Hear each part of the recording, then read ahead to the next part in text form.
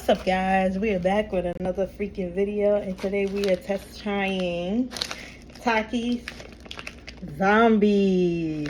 Let's get into this.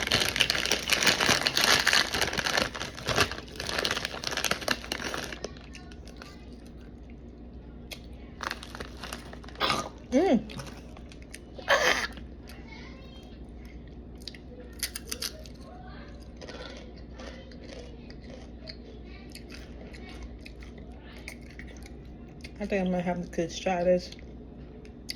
Oh God.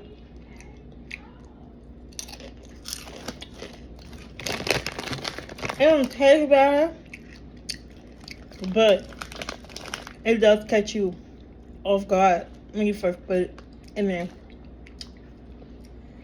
I think the next video is gonna be something to try.